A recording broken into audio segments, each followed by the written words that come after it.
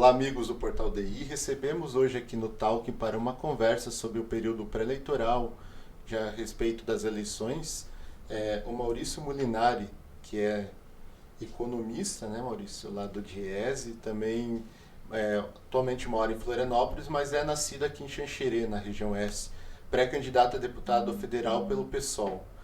Maurício, obrigado aqui pela sua visita, está fazendo uma agenda aqui na região, né? Obrigado, seja bem-vindo ao Diário do Iguaçu. Bom, obrigado Bruno, obrigado aí pelo espaço, pelo convite de estar discutindo aqui. E é exatamente isso, estamos fazendo uma agenda de conversas com apoiadores, com contatos aqui da região oeste de Santa Catarina.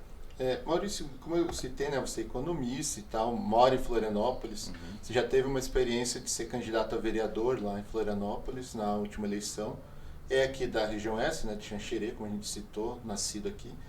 Agora pré-candidato a deputado federal, né? Então, assim, a pergunta primeira é por que você coloca o seu nome à disposição, né, como pré-candidato a deputado federal e qual a sua expectativa, né, em torno da eleição, da sua eleição agora para esse ano?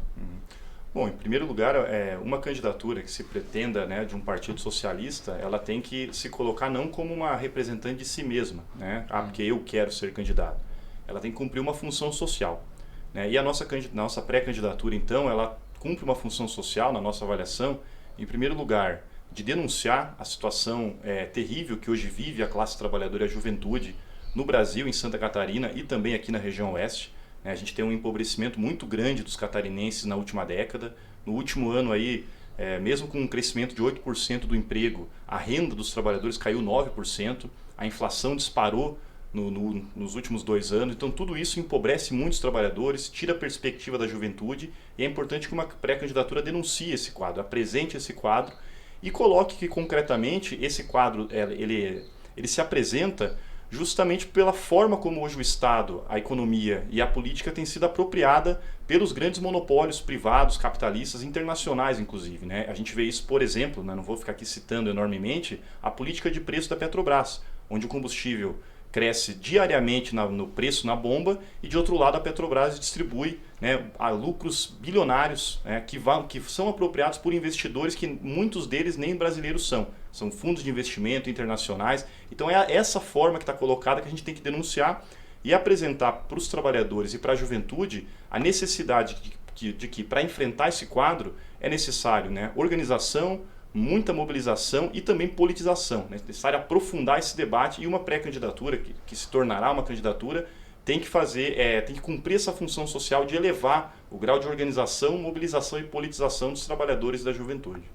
O pessoal tá na federação junto com a rede, né? Então a gente citava, antes conversava aqui, que vai ter provavelmente chapa cheia para federal, né? 17 nomes. Para estadual não vai chegar nos 41, mas vai chegar perto. Qual a expectativa do partido, né, em lançar chapa de deputado estadual federal? Se tem expectativa de eleger, que o pessoal, por exemplo, nunca elegeu deputado aqui em Santa Catarina. Em outros estados tem, né? Tem uma bancada federal, tem vários deputados estaduais espalhados pelo Brasil. Mas qual a expectativa aqui em Santa Catarina? Bom, a grande expectativa do PSOL, né, que mobiliza esforços de muitos militantes do partido, é de estadualizar o partido, né? O partido hoje existe, ele tem força na capital de Santa Catarina, é o principal partido hoje da esquerda, né, na capital, em Florianópolis, mas é um partido que ainda carece de desenvolvimento, de força nas demais regiões do estado. Então o pessoal tem como tarefa, né? Nós, inclusive você perguntou antes qual é a nossa perspectiva, né? Nossa perspectiva é fazer uma candidatura que estadualize a discussão, que tenha voto, né, como um medidor desse processo em todas as regiões do estado. Então é nesse sentido que a gente avalia que é necessário que o pessoal se coloque nesse processo. A estadualização do partido é algo fundamental. Trazer o partido para o oeste de Santa Catarina, para o Vale do Itajaí, para o sul do estado, né, que são regiões que têm trabalhadores, que têm problemas sociais muito grandes e que não encontram uma perspectiva, às vezes, mais crítica, mais à esquerda, e que carece justamente desse desenvolvimento. O partido, nesse sentido, tem perspectiva de eleição, né, de candidatura a deputado estadual, e também, né, óbvio que é mais difícil pela magnitude, também pode construir perspectiva de eleição de um deputado federal. Então, nessa toada, a gente avalia que o partido pode se estadualizar, pode crescer e continuar o seu processo de expansão. Um partido que é jovem, que é novo do ponto de vista histórico dos partidos brasileiros, né, mas que tem um potencial importante que deve ser desenvolvido. Você pré-candidato a deputado federal, né? Isso. A gente não pode entrar muito em propostas, essas questões, né? Porque a gente está no período pré-eleitoral, mas assim, como bandeira, né? Como bandeira, quais são as suas principais pautas que você pretende depois trabalhar na campanha e depois ser eleito também, trabalhando lá no Congresso Nacional? Bom, basicamente, né, a necessidade, em primeiro lugar, de revogação de todas as medidas que foram aprovadas na última década que pioraram a condição de vida dos trabalhadores da juventude. E cito aqui algumas delas, né? A Contra-Reforma Trabalhista de 2017, né, aprovada por Michel Temer, o estreitamento dos gastos do orçamento público já com Dilma, né, que também já fazia um processo de enxugamento do orçamento público, então a recomposição desse orçamento, a revogação da Contra-Reforma Previdenciária de 2019, aprovada por Bolsonaro e que Moisés aplicou ano passado aqui no Estado, né, sequestrando 14% do orçamento, da renda dos aposentados. Então, revogar todo esse conjunto de medidas, né, recompor a necessidade de trazer o patrimônio público, né, a riqueza nacional, para os trabalhadores, defendendo a soberania, né, e acabando com o processo de privatização, como por exemplo a Eletrobras, que agora recentemente passa a ser privatizada, a Petrobras, que também sempre está na mira de ser privatizada. Então, recompor, né, a soberania nacional e a defesa do patrimônio público, e de outro lado acabar com o que eu chamo que é uma farra, né, das renúncias fiscais, que é a farra de assalto ao orçamento do Estado brasileiro por grandes monopólios, que se dá pela dívida pública, que é uma dívida pública que consome 50% do orçamento do Estado brasileiro, né, e é apropriada por uma pequena parcela da população, grandes acionistas, né, dessa dívida, e de outro lado essas renúncias fiscais que são feitas hoje, onde nós, trabalhadores, né, pagamos impostos de maneira gigantesca, né, no consumo a gente paga ICMS, na nossa renda a gente paga o imposto de renda.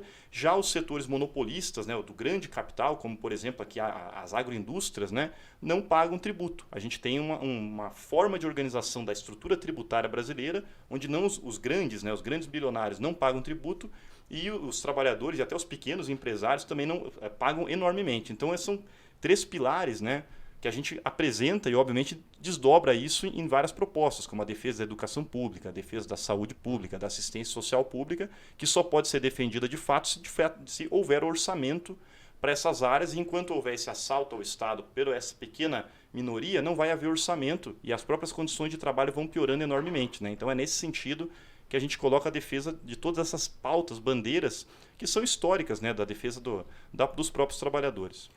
Na questão estadual, Maurício, a gente teve o pessoal fazendo parte de uma frente, né, chamada Frente Democrática. Teve alguns movimentos nessa frente que fizeram o pessoal agora dar um passo para o lado, né, digamos assim, sair. Vai ter convenções, vai ter ainda toda uma discussão.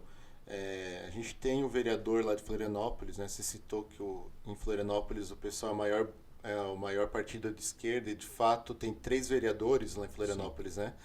Que é a maior bancada de esquerda. O vereador Afrânio Bopré, que é pré-candidato a Senado, né? Ele tinha essa expectativa de estar na composição junto com o Décio Lima. Foi colocado o Dário Berger, e que era algo que o pessoal não aceitava, segundo o pessoal cita, pelo passado do Dário Berger, por exemplo, ter votado a favor do impeachment da Dilma, né? Sim. Citando tudo isso, agora eu faço a pergunta. Qual é o encaminhamento que você acredita que o pessoal vai ter? Você acha que no final vai lançar candidato a governo? Pode voltar atrás e ir lá com Décio Lima?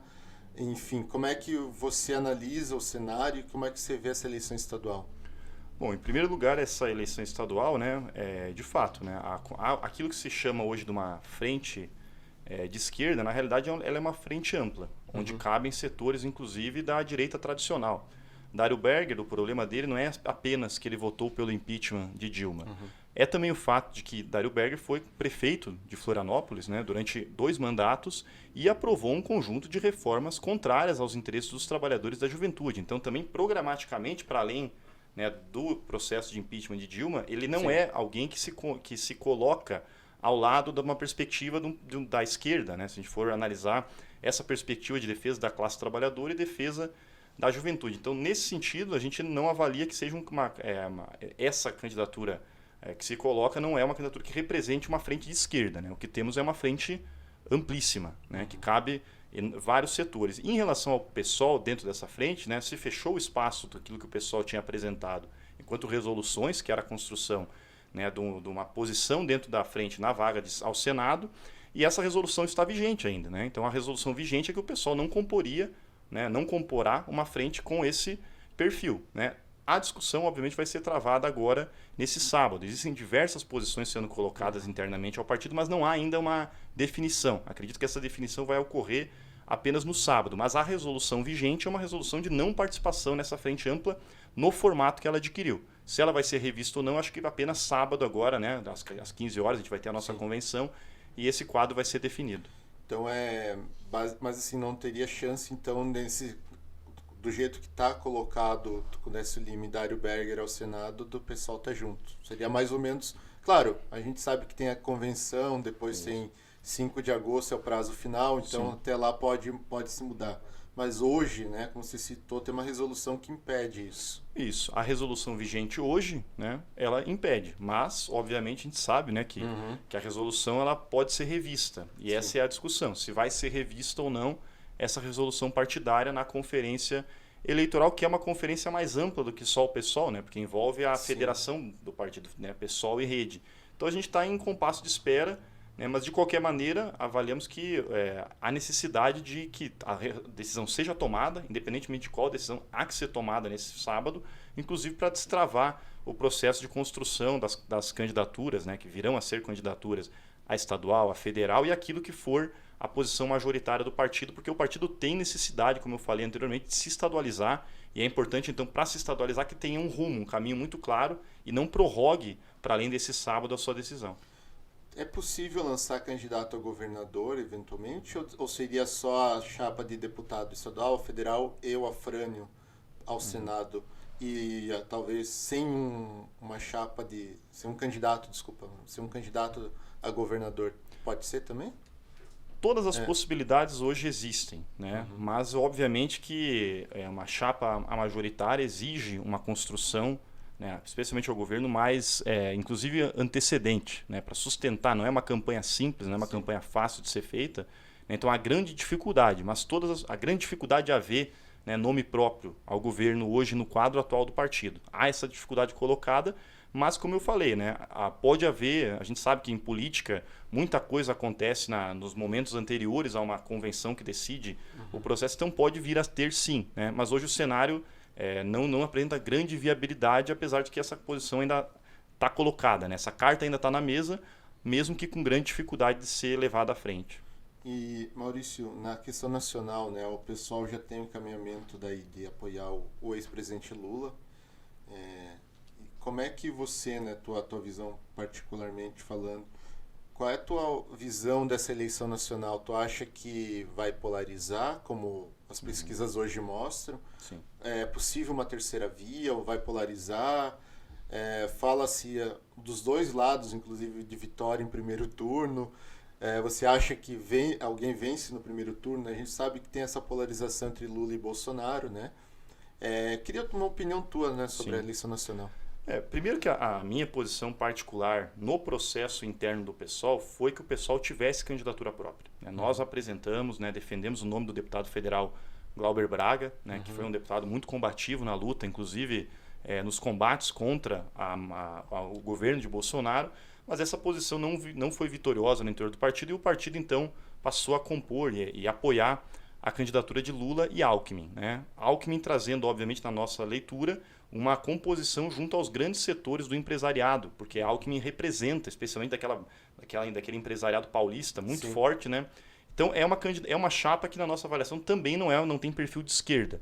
Mas diante do fato de que o partido tomou essa posição, né, e a eleição então se consolida como uma oposição como uma eleição quase que censitária, né, porque é Lula ou Bolsonaro, a gente obviamente vai estar compondo o bloco que visa derrotar Bolsonaro pelo agravamento que ele trouxe para o quadro social daquilo que eu coloco como a destruição de direitos trabalhistas, sociais e da perspectiva da juventude. Então, e dentro desse quadro eu não vejo muito espaço para uma terceira via, porque inclusive se a gente vai na economia popular, aí o data toalha, né, que essas toalhas vendidas no canto, a gente não vê uma terceira toalha a não ser Bolsonaro e Lula. Então é uma eleição que tende a esse caráter plebiscitário, né? Ou Lula ou Bolsonaro. Então, muito pouco espaço para a terceira via. Ciro Gomes vai, na nossa leitura, continuar operando numa parcela muito restrita, sem capacidade, inclusive, de alianças para ampliar a sua bancada nos estados. Então, vai atuar muito em redes sociais, mobilizando alguns setores da juventude que adquiriram um perfil próximo ao que ele representa, mas dificilmente ampliará aí dos 6, até pode cair diante da pressão do processo.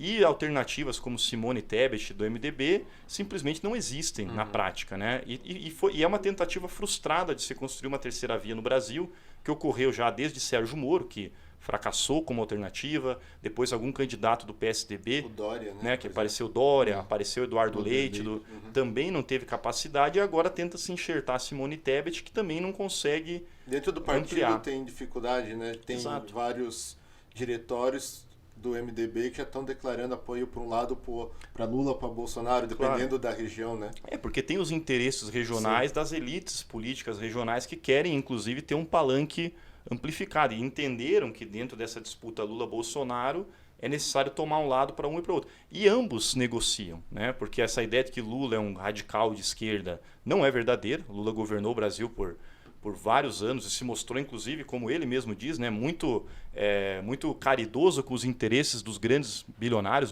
como ele fala, né, nunca os bancos lucraram tanto como no meu governo.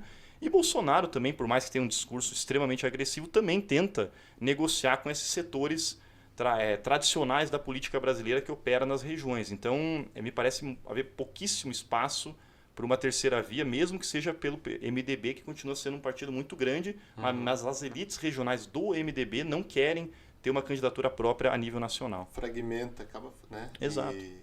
Então vai ter essa polarização também, na tua opinião, parece que é o desenho mesmo, né? Sim. Dificilmente vai ter uma outra... E você acha que, por exemplo, é possível uma vitória no primeiro turno ou acaba indo para o segundo turno? Eu acredito, o único candidato que se elegeu em primeiro turno no Brasil foi o Fernando Henrique Cardoso, na sua reeleição. 98. E depois da estabilização dos preços, que começa em 96, né? Com os impactos que o Plano Real trazem com a abertura comercial, a entrada dos produtos importados. E aquilo ali foi uma política que pegou todas as camadas sociais, né? Diferentemente de um auxílio emergencial que vai pegar setores específicos, quando você tira a inflação de 2.000% e cai ali para uma inflação razoável, né? Então isso daí deu uma eleição em primeiro turno pro Fernando Henrique. Depois disso, nenhuma eleição mais foi definida em primeiro turno. Eu estranharia muito que essa eleição fosse definida em primeiro turno. Primeiro porque Lula, hoje, as pesquisas mostram que está na frente, né? E também as pesquisas mostram que o Bolsonaro, mesmo com todo esse prejuízo social que ele trouxe para as camadas populares, para a população brasileira, ele continua tendo um núcleo muito bem articulado, mobilizado, que garantirá a ele, na minha avaliação, de 30, 35 milhões de votos, mesmo num cenário de perda de eleição no primeiro turno. E isso vai dar segundo turno no Brasil, né? E eu acho, então, que essa ideia de que vencer no primeiro turno me parece muito mais uma construção de narrativa, né, para aglutinar os blocos internamente e jogar peso no primeiro turno, né, porque daí o Bolsonaro fala, vamos ganhar no primeiro turno, todo mundo se mobiliza com mais força. O Lula fala a mesma coisa, ganhar no primeiro turno, para mobilizar com mais força. E desmobiliza uma terceira. Exato. E mata a possibilidade de uma terceira via. Então eu acho que é uma estratégia discursiva que dificilmente vai se realizar na prática, porque não há cenário para isso no Brasil. O Brasil sempre teve eleição em 2 turnos, né, e por isso mesmo que a gente defendia internamente no PSOL a importância de uma candidatura própria para botar mesmo que sem possibilidade de eleger e ir para o segundo turno, para apresentar a perspectiva do partido, né? E daí no segundo turno... Exatamente, no segundo turno, né? É o contra Bolsonaro, que para a gente é uma posição importantíssima de ser defendida hoje. Certo. Maurício Molinari, então, do PSOL, pré-candidato a deputado federal, obrigado pela sua entrevista, pela sua visita aqui ao Diário do Iguaçu, e sucesso aí na caminhada agora também, depois da convenção, candidato de fato. Obrigado, Bruno. Obrigado pelo espaço aí ao Diário do Iguaçu por promover essa discussão ampla aqui, que é tão importante para politizar a nossa discussão da sociedade brasileira, que é fundamental que se politize, né? Com certeza. Obrigado, então, Maurício. Obrigado a todos que acompanharam. Até a próxima entrevista.